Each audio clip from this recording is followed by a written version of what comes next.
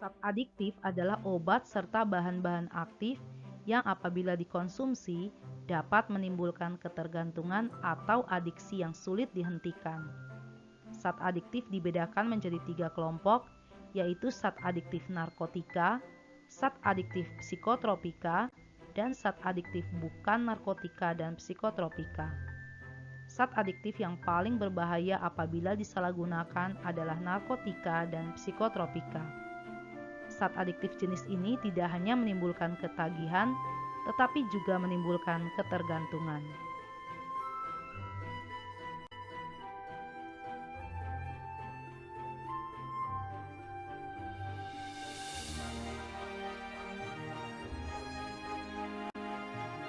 Narkotika berasal dari bahasa Yunani narke yang artinya beku, lumpuh, dan dungu. Narkotika adalah zat atau obat yang berasal dari tanaman atau bukan tanaman, baik sintetis maupun semi-sintetis, yang dapat mengakibatkan penurunan atau perubahan kesadaran, hilangnya rasa, memberikan semangat, halusinasi, mengurangi sampai menghilangkan rasa nyeri, dan dapat menimbulkan ketergantungan. Berdasarkan tinggi rendahnya potensi penyebab ketergantungan, Undang-Undang Nomor 35 Tahun 2009 tentang narkotika menggolongkan narkotika menjadi 3 golongan, yaitu narkotika golongan 1, narkotika golongan 2, dan narkotika golongan 3.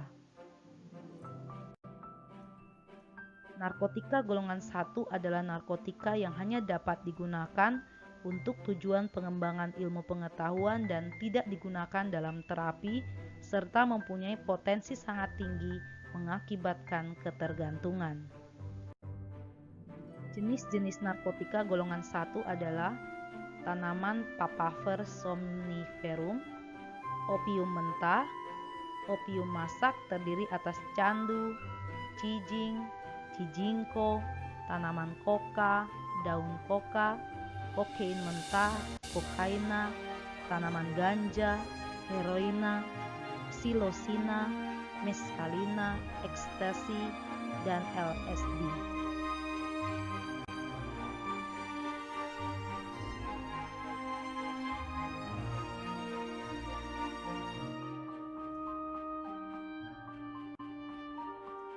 Narkotika golongan 2 adalah narkotika yang berkhasiat dalam pengobatan, digunakan sebagai pilihan terakhir, dan dapat digunakan dalam terapi dan atau untuk tujuan iptek, serta mempunyai potensi sedang mengakibatkan ketergantungan. Jenis-jenis narkotika golongan 2 adalah morfin, fentanil, petidina, dan metadon.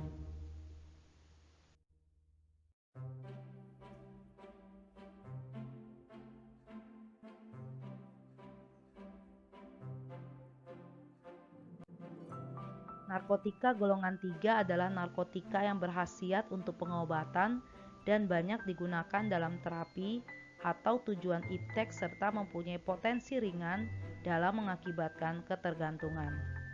Jenis-jenis narkotika golongan 3 adalah kodein dan etilmorfina atau dionin.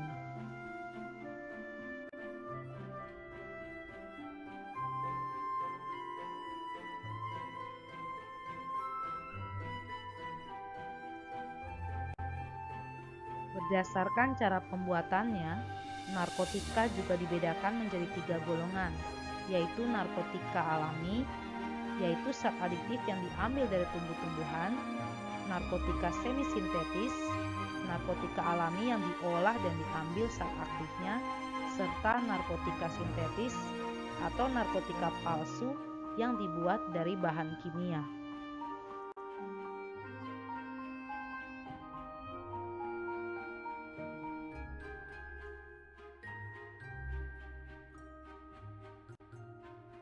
Psikotropika didefinisikan sebagai zat atau obat bukan narkotika, melainkan berkhasiat psikoaktif berupa perubahan aktivitas mental atau tingkah laku melalui pengaruhnya pada susunan saraf pusat, serta dapat mengakibatkan efek ketergantungan. Berdasarkan Undang-Undang Nomor 5 Tahun 1997 tentang psikotropika, psikotropika dibedakan menjadi 4 golongan sesuai dengan tinggi rendahnya potensi dalam mengakibatkan ketergantungan. Psikotropika golongan 1 merupakan psikotropika yang hanya dapat digunakan untuk tujuan iptek dan tidak digunakan dalam terapi, mempunyai potensi kuat mengakibatkan sindrom ketergantungan. Psikotropika golongan 1 antara lain brolamfetamina, tenamfetamina, dan tenoksilidina. Psikotropika golongan 2 merupakan psikotropika yang berkhasiat untuk pengobatan dan dapat digunakan dalam terapi untuk tujuan iptek serta mempunyai potensi kuat mengakibatkan sindrom ketergantungan. Psikotropika yang termasuk golongan 2 antara lain amineptina, metilfenidat, dan secobarbital. Psikotropika golongan 3 merupakan psikotropika yang berkhasiat untuk pengobatan dan banyak digunakan dalam terapi untuk tujuan iptek serta mempunyai potensi sedang mengakibatkan sindrom ketergantungan. Jenis psikotropika golongan 3 antara lain amobarbital, flunitrazepam, katina, dan pentazocine. Psikotropika golongan 4 merupakan psikotropika yang bermanfaat untuk pengobatan dan sangat luas digunakan dalam terapi atau untuk tujuan iptek serta mempunyai potensi ringan mengakibatkan sindrom ketergantungan. Jenis psikotropika golongan 4 antara lain barbital, bromazepam, diazepam, esdazolam, fenobarbital, clobazam, lorazepam, dan nitrazepam. Narkotika dan psikotropika juga dapat dikelompokkan menjadi golongan depresan, stimulan, dan halusinogen. Obat depresan dapat mengakibatkan depresi atau menekan aktivitas susunan saraf pusat bagi pemakainya. Pemakai pada awalnya merasa tenang, lalu apatis, mengantuk, dan tidak sadarkan diri. Semua gerak refleks menurun, mata menjadi sayu, daya penilaian menurun, dan gangguan terhadap sistem kardiovaskular, yaitu jantung dan pembuluh darah. Zat aditif yang termasuk kelompok depresan ini antara lain heroin, morfin, barbiturat, diazepam, dan nitrazepam. Golongan obat stimulan dapat merangsang fungsi tubuh. Pada awalnya pemakai merasa segar, penuh percaya diri, lalu berlanjut menjadi susah tidur, perilaku hiperaktif, agresif, denyut jantung menjadi cepat dan mudah tersinggung.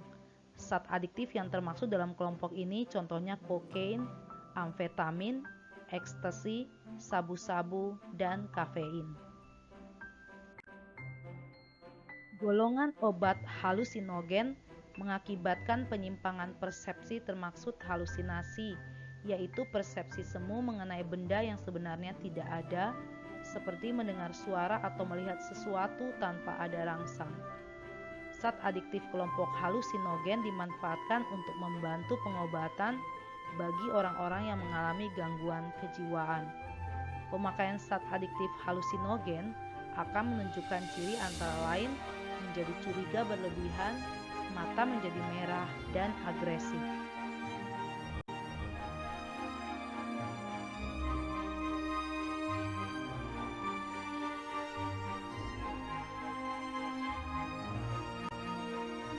Bahan-bahan yang termaksud zat adiktif bukan narkotika dan psikotropika. Yang pertama adalah rokok. Asap rokok mengandung sekitar 4.000 komponen berbahaya. Setiap senyawa toksik dalam asap rokok menimbulkan akibat yang berbeda. 3 komponen toksik utama dalam asap rokok yaitu karbon monoksida, nikotin, dan tar. Karbon monoksida merupakan gas beracun yang tidak berwarna dan tidak berbau. Dalam darah, karbon monoksida sangat mudah berikatan dengan hemoglobin dan menggantikan oksigen. Akibatnya tubuh menjadi lemas karena kekurangan oksigen, bahkan dapat mengakibatkan kematian.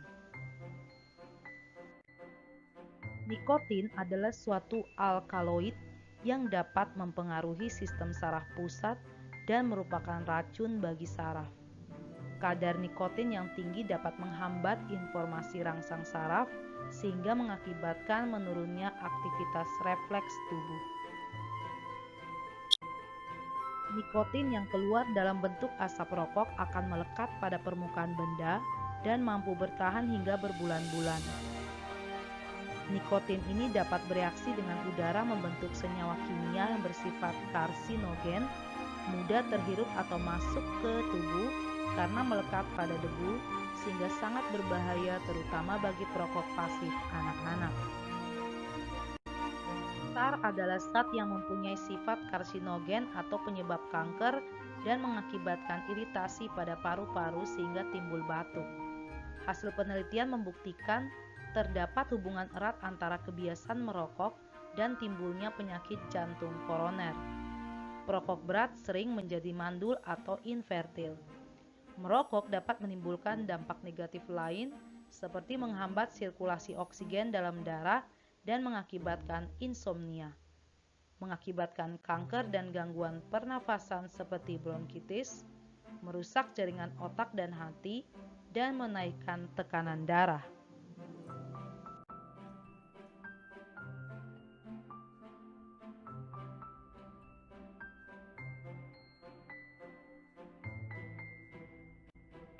Yang kedua adalah alkohol. Alkohol sangat berbahaya bagi tubuh. Minuman beralkohol mengandung etanol, yaitu zat kimia yang memiliki daya kerja menekan sistem susunan saraf pusat. Di dalam tubuh, alkohol dialirkan ke seluruh jaringan, darah, dan cairan tubuh. Jika kadar alkohol dalam darah tinggi, seseorang dapat mengalami euforia. Minuman beralkohol dibagi menjadi 3 golongan. Golongan A memiliki kadar etanol 1% sampai 5%, yaitu bir. Golongan B memiliki kadar etanol 5% sampai 20%, terdapat pada anggur atau wine. Golongan C memiliki kadar etanol 20% sampai 45%, terdapat pada whisky, vodka, Johnnie Walker, Kamut, TKW, dan Manson House. Pecandu alkohol berat dapat terancam masalah kesehatan yang serius, seperti radang usus, penyakit lever, dan kerusakan otak. Selain itu, pecandu alkohol juga dapat menderita sirosis hati, kanker mulut, kerongkongan, dan esofagus. Hilangnya sejumlah jaringan otot dalam lengan dan kaki, pelunakan otot jantung, rusaknya pankreas, serta berisiko terserang infeksi pneumonia.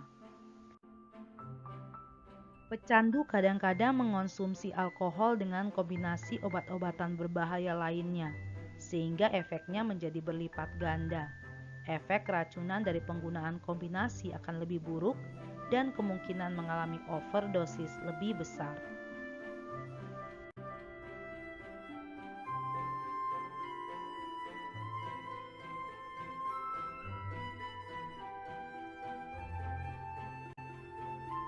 Yang ketiga adalah kafein.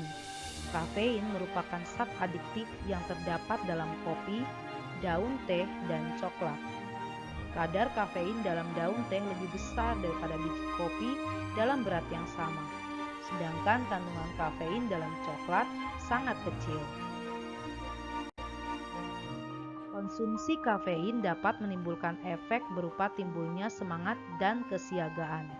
Akan tetapi, kafein juga berdampak menimbulkan kecemasan dan mempercepat detak jantung. Sebagian orang mempunyai kebiasaan minum kopi setiap hari agar badannya selalu terasa segar dan tidak mudah mengantuk. Namun jika konsumsi kopi berlebihan dapat mengganggu kerja jantung.